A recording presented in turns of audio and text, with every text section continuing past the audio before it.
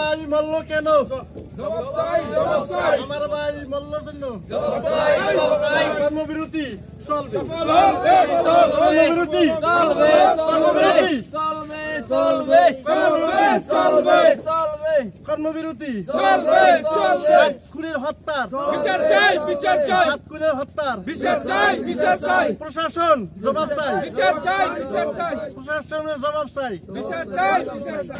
চাঁদপুরের হাইমশহরে যে 7 জন পণ্যবাহী নৌযান শ্রমিক নিহত হওয়ার ঘটনার প্রতিবাদে সারা দেশের ন্যায় বরিশালেও পণ্যবাহী যে জাহাজের শ্রমিকরা তারা কর্মবিরতি পালন করছে। কর্মবিরতি পালন করার কারণে বরিশালে রাত 12টার পর থেকেই লাইটার জাহাজ, তারপর তেলের ট্যাঙ্কার সব ধরনের পণ্যবাহী নৌযান চলাচল বন্ধ রয়েছে। আমি রয়েছি বরিশাল নগরীর কেটিসি ঘাটে। এখানে আমি দেখানোর চেষ্টা করছি যে এই পণ্যবাহী নৌযানগুলো সারিবদ্ধভাবেই এখানে রাখা হয়েছে এবং নদীর মাঝখানে এগুলোকে নোঙর করে রাখা হয়েছে এবং চলাচল বন্ধ রয়েছে। এবং এই অনির্দিষ্টকালের জন্য যে যদি কর্মবিরতি অব্যাহত থাকে হয়তোবা এই অঞ্চলে জ্বালানি তেলের সংকট দেখা দিতে পারে বলে এখানে যে যারা রয়েছে এই ব্যবসায় জড়িত তারা বলেছে। এবং এই কর্মবিরতি শুধু যে বরিশালে না, এই কর্মবিরতি বরিশাল অঞ্চলের পটুয়াখালী, পিরোজপুর, বরগুনা, ভোলা, ঝালকাঠি এখানে একইভাবে এই কর্মবিরতি চলছে। আর এই কর্মবিরতির কারণে এই সকালে যে পণ্যবাহী যে শ্রমিকরা রয়েছে তারা এখানে সহজে তারা বিক্ষোভ করেছে। তারা বলছে এই দাবি আদায় না, দাবির বিরুদ্ধে তার বিষয়ে তারা নৌপথে নিরাপত্তা নিশ্চিতকরণ, চাঁদাবাজি বন্ধ, এর পাশাপাশি যারা মারা গেছে তাদের প্রতিটি পরিবারকে 20 লাখ টাকা ক্ষতিপূরণ তারা দাবি করেছে। এবং আমি দেখতে পাচ্ছি যে এই কীর্তনখোলার পাড়ে যে নৌযান যে পণ্যবাহী নৌযানের শ্রমিকরা তারা অবস্থান করছে এবং এই কর্মবিরতি সফল করার জন্য আমি এখন এই বরিশাল জেলা নৌযান যে পণ্যবাহী নৌযান যে কর্মচারী ইউনিয়নের যে সভাপতি রিপন আলাদার সাথে কথা বলবো।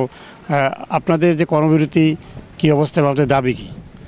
আমাদের কর্মবিরতি যে নিহতর পরিবারকে ন্যূনতম 20 লক্ষ টাকা করে ক্ষতিপূরণ দিতে হবে এবং সুষ্ঠু তদন্ত সাপেক্ষে বিচার আওতাধীন করতে হবে। এবং এই যে নদী পথে চাঁদাবাজি, ছিনতাই, হত্যার এর প্রতিবাদে আমরা নিরাপদ নৌপথ চাই, আমাদের শ্রমিকের নিরাপত্তা চাই। আচ্ছা, আমি আপনার কাছে জানতে চাচ্ছি যে আপনাদের এই কর্মবিরতি কতদিন চলবে এবং আপনারা জনদুর্ভোগ, বিশেষ করে এই কর্মবিরতি যদি অব্যাহত থাকে তাহলে দেখা যাবে যে বিভিন্ন ধরনের পণ্যের ঘাটতি দেখা দেবে এবং বিভিন্ন বাজারে এটি প্রভাব ফেলবে। এই জনদুর্ভোগতা বিবেচনা করে আপনারা আসলে কী করবেন? কর্মবিরতি কতদিন চালাবেন?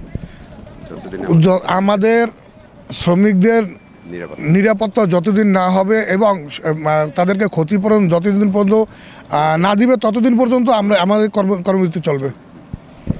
শ্রমিক নেতৃবৃন্দ তারা বলেছে যে তারা দাবি আদায়ের ক্ষেত্রে তারা অনড় রয়েছে। তারা বলছে যে এই যারা নিহত হয়েছে তাদের প্রতিটি পরিবারকে 20 লাখ টাকা ক্ষতিপূরণ দিতে হবে এবং তারা নৌপথে চলার জন্য তারা একেবারে নিশ্চিত নিরাপত্তার দাবি জানিয়েছেন, চাঁদাবাজি বন্ধের দাবি জানিয়েছে। আমাদের এমবি বাকিরা জাহাজের যে হত্যাকাণ্ড ঘটছে ওইটা আসলে কি একটা হত্যাকাণ্ড না, এটা আসলে একটা হত্যাকাণ্ড। ওইটার বিচার সুস্থ তদন্ত যতক্ষণ না হবে ততক্ষণ আমাদের কর্মবিরতি চলবে। শ্রমিকদের ন্যূনতম মজুরি, তারপর আপনার 2 লক্ষ টাকা 20 লক্ষ টাকা আপনার ক্ষতিপূরণ দিতে হবে। আর হিজলা, মেহেন্দিগঞ্জ, কালীগঞ্জ ওই ডাকাতির বন্ধের আমরা জোর দাবি জানাচ্ছি প্রশাসনের কাছে। দাবি না মানা হলে আপনারা এই কর্মবিরতি কি চালিয়ে যাবেন? হ্যাঁ, অবশ্যই কর্মবিরতি চালিয়ে যাবো আমরা। যতদিন পর্যন্ত আমাদের দাবি না মানবো ততদিন পর্যন্ত আমাদের কর্মবিরতি চলবে। চাঁদপুরের 7 খুনের মার্ডারের আমরা এই জন্য আমরা কর্মবিরতি দিছি। আমরা সন্তানমুক্ত দেশ চাই, বৈষম্য আন্দোলনের দেশ চাই। আমরা এই সন্ত্রাসমুক্ত যে দেশে না হয় এই জন্যে আমরা কর্মবিরতি দিছি। যত রাজনীতি কোনো দুর্নীতি যে না হয় দেশের ভিতর, আমরা এই জন্য কর্মবিরতি দিছি।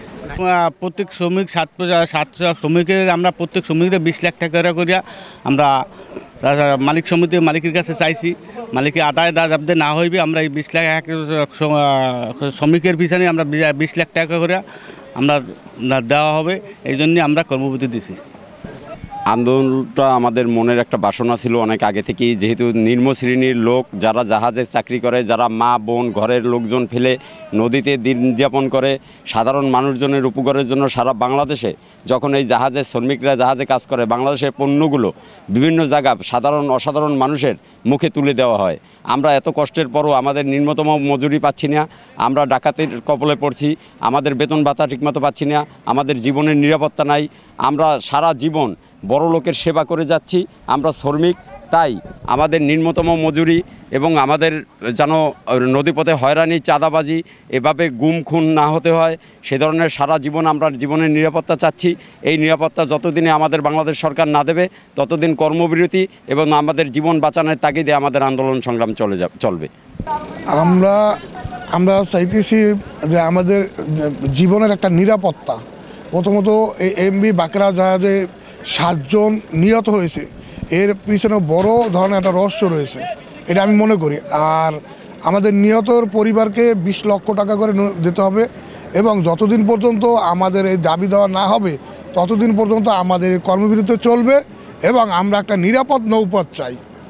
এই যে হিজলা মেহেন্দিগঞ্জ এই যে ডাকাতি হইতেছে, চাঁদাবাজি হইতেছে, এই যে আমরা কর্তৃপক্ষের কাছে জবাব চাই যে যেন এই ধরনের আমাদের নিরাপত্তা দেওয়া হোক। হুমায়ুন কবির, এটিএন বাংলা, বরিশাল।